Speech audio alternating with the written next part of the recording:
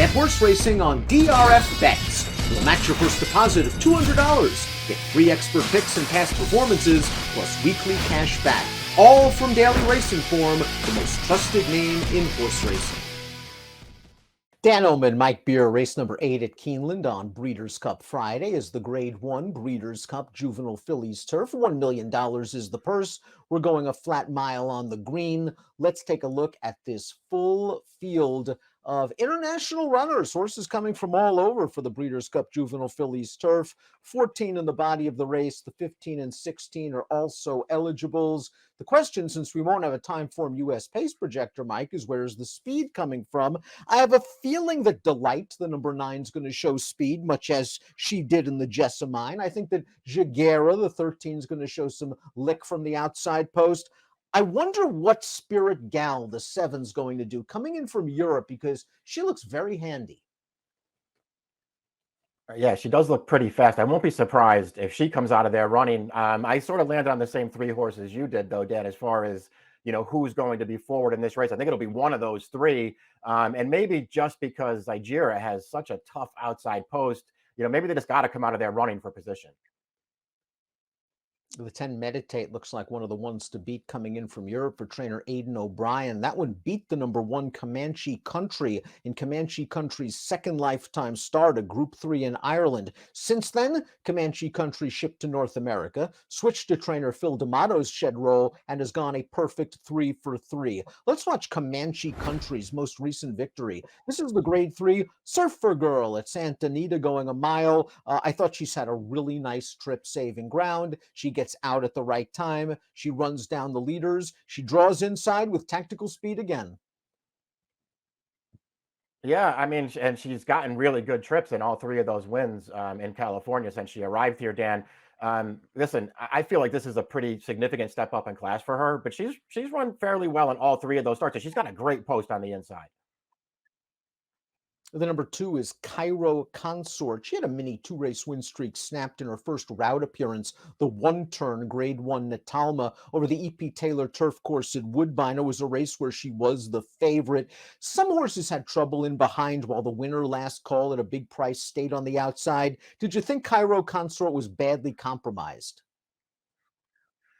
I mean, I thought she had, perhaps enough of an excuse in that race, if only because they did, sort of consciously take her back early in that race. And she's not a horse who was slow in her prior starts.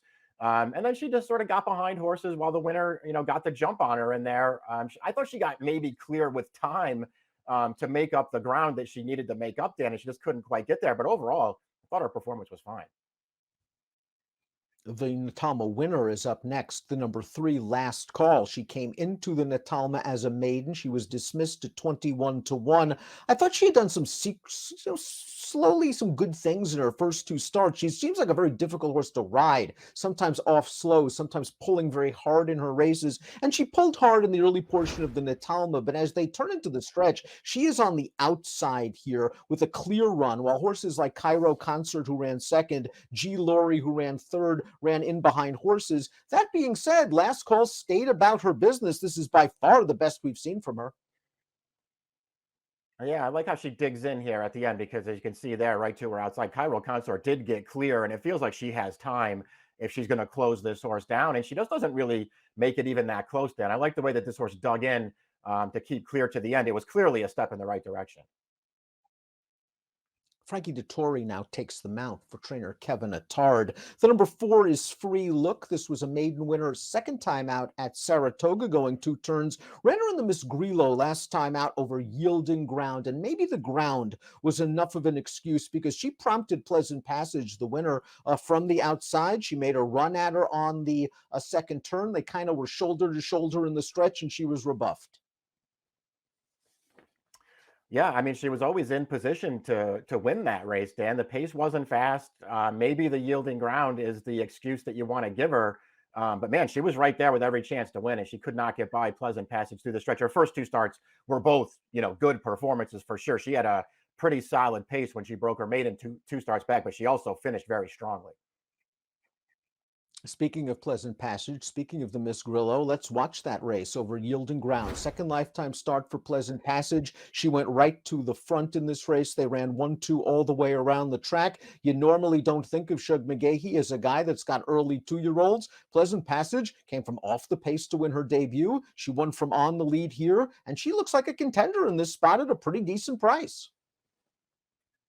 Yeah, I agree, Dan. She has a really nice pedigree. And listen, did she have the best of it here? A really clever ride from Irad to just put her right on the lead?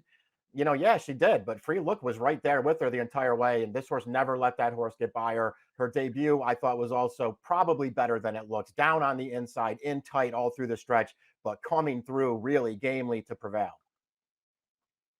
Curious as to your thoughts on the number 6, Be Your Best, who we just saw finish third in the Miss Grillo. I thought this horse got a really nice trip when she won the P.G. Johnson 2 starts back, but it was only her second start and she came in as a maiden. Last time out, though, it was a race dominated on the front. She tried to come from slightly out of it and she had the yielding track excuse. Yeah, listen. I think the stateside based 2-year-old fillies are pretty solid in this race. I think Be Your Best is the best of those fillies. She was really impressive winning first time out. I know she got a perfect trip in the PG Johnson, but she really ran coming through on the inside through the stretch. And I just thought of the horses exiting the Miss Grillo last time, she was the most badly compromised. Dan, they took a hold of her from the start. They sat on the outside behind a really slow pace, and she couldn't make up any real ground.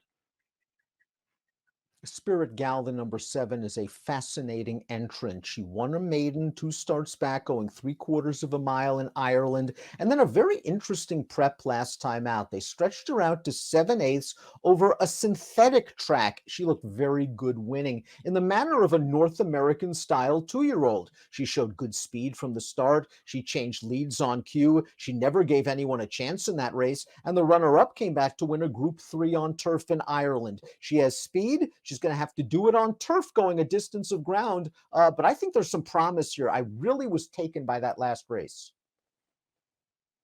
Yeah, she was really good last time. It was basically a carbon copy of her win on turf prior to that, though, Dan. So I don't think you really have to concern yourself with her switching back to the grass here. And each of those last 2 wins broke alertly, always traveled strongly on the lead. And you could just see through the stretch of both of those races, she just continues to find, she has tons of stamina on the bottom of her pedigree, but she also has a lot of speed. I think she's a really interesting horse in this race.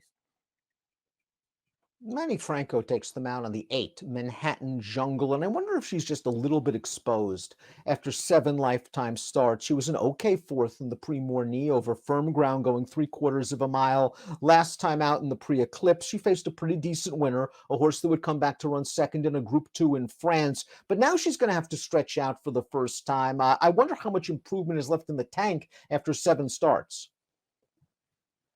Yeah, I didn't necessarily see a ton of upside here, and it feels like just more than anything else, Dan, since they really started stepping her up in class, she just has something to find in those better races. Won the first 3 starts of her career, all going 5 furlongs. Now she's got to stretch all the way out, and she's got to do it against what I think is a really strong field. The number 9, Delight, already a winner over course and distance. She won the local prep, the Jessamine. Let's watch that performance right now. Great ride from Luis Saez to get to the front, drop the anchor on the backstretch. They went 49-3, and Delight does the rest. She drifts out a little bit in the stretch, but this is basically hands and heels urging a strong performance for a filly that should get close to the pace once again. Yeah, had a good trip in this race, just sort of securing the rail early and then taking up the running up the backstretch. But she finishes this race off, I think, the way that you would want to see her finish it off, right off the maiden when Dan had big excuses in the first 2 starts of her career and has looked really good since then. Meditate might be the horse to beat. Ryan Moore, Aidan O'Brien, we sure know those connections. This one's been the beaten favorite in her last 2 races, but in good Group 1s, one going 7/8, one going 3/4 of a mile. Last time out, second in a race where the 7th place finisher came back to place in a Group 3. The 9th place finisher came back to win a listed race, I believe. Meditate is very solid. She's handy enough. Now she's going to stretch out. I'm not sure how short a price I want to take on her, but of the Euros, she seems like the classiest. Yeah, I agree with all that. I don't know that I would take a really short price on her. We'll see how the betting goes, but I can't knock her form. I mean, I thought she looked good winning each of her first four starts. And even though she's lost now two in a row, I mean, I thought she ran really well in both of those races. That filly that ran her down two starts back looks like she could be anything. She was super impressive. And this horse gave a really good account of herself last time. As they dropped her back in distance, I actually feel like stretching back out could work for her here. Laurie is the 11, and even though her career debut only registered a 57 Beyer speed figure, let's give her some extra points. Graham Motion usually doesn't have him cranked up to win first time out, and I just have a feeling he found a spot at Colonial Downs because he wanted to run this horse in a stakes race second time out, and he did. After winning the debut, they ran her in the Natalma. She did have some traffic that day. Now she's going to get blinkers on. There's some promise here. Yeah, I agree with that. We'll see, how much she can improve. I do think she probably has to improve again here. But I really liked her career debut. And I thought she had enough of an excuse last time, Dan. She was blocked all the way down past mid-stretch in there before she got clear. And I thought she ran on fine. Midnight Mile's really interesting. 2 for 2 in her career for Richard Fahey overseas. Another horse that's going to stretch out around a route of ground. Let's talk about her most recent performance. It was the Oh So Sharp Stakes going 7/8 of a mile. And the jock wanted to come through along the inside the 2 furlong mark. It didn't work out. She had to steady a little bit, got to the outside, split horses. She showed a lot of moxie for a second-time starter. Yeah, really, really nice win last time. A race that she easily could have lost because that trip almost blew up in her face, but she managed to overcome and still win. Was also really impressive winning her career debut with a strong finish from off the pace. Dan, this horse hasn't taken money in either of her two starts, but she's run well both times. I'm using this horse. Trainer Phil Bauer is perennially underrated, and yet he has a nice filly here with Jaguera, second-time starter winner at Saratoga. Let's watch that effort on August the 28th, going 1.16 miles. She got right up close to the pace. She attacks on the turn. She gets the better of two next-out winners. Bauer showed confidence running her on dirt in the Alcibiades last time out, and she was placed on a hard chase from the start. Yeah, she was really impressive winning this race, though. Just blows these maidens out of the water here. Really strong performance. Her debut was good. She ran fine on dirt last time, but it doesn't seem like her future is going to be on that surface, Dan. This is going to be her surface. I wish she had a better post because she's one of the fillies in here who I think is really, really dangerous, but she's going to need to work on a trip. Basil Martini drew a tough post, 14 for trainer Joseph O'Brien. She did win a Group 3 last time out over Yielding Ground. The runner-up's a nice horse. Came back to run second in a Group 1 in France. The third-place finisher came back to place in a listed race. This horse has shown speed overseas. Whether that sort of speed translates to North American speed, I'm not sure, especially with a speed directly to her inside in Jaguera. Yeah, I mean, maybe she could just come out of there running and try to follow Jaguera to the front in here. Maybe that would work out, Dan. We'll see what happens. I think she's run fine in her races, but I thought there were much better options in this race than Basil Martini. Of the also eligibles, I liked Bling's win, 2 starts back sprinting against a much weaker field at Ellis Park. She was no match for Delight when pushing that one in the Jessamine. Maybe Alluring Angel you can make a case for simply because she was up against it from the way the race shape worked out in the Miss Griot, and she didn't need to love the yielding going. Yeah, I would look at it that way too. She'll probably be a big price if she somehow manages to get in, and she ran an underrated race last time. Let's take a look at our top picks for the Breeders' Cup Juvenile Fillies Turf, race number 8 on Friday. Spirit Gal, very, very impressive winning on turf 2-back. Very, very impressive winning on synth last time out. Has speed, is going to be a giant price. All the reasons that I took her, I just felt like, Dan, there were so many options in here that I didn't want to settle, for one of the shorter prices in this race because I think a lot of different horses can win. And I like everything that I've seen from Spirit Gal so far. I like what I've seen from Meditate from a class perspective. She's taken on good horses. I think she might be too short of a price for me to take on the win end. Last Call to me just looks like a progressive sort. Seemed a little green in her first 2 starts. She's by English Channel. They stretched her out to a mile. She seemed to appreciate the distance. Now she's got to do it around 2 turns. She's a big price on the morning line. I wonder if Frankie Dettori takes some money for her. 7, 6, 12, 9 for Mike. 3, 10, 7, 12 for me. Very competitive edition of the Breeders' Cup Juvenile Fillies Turf. Good luck.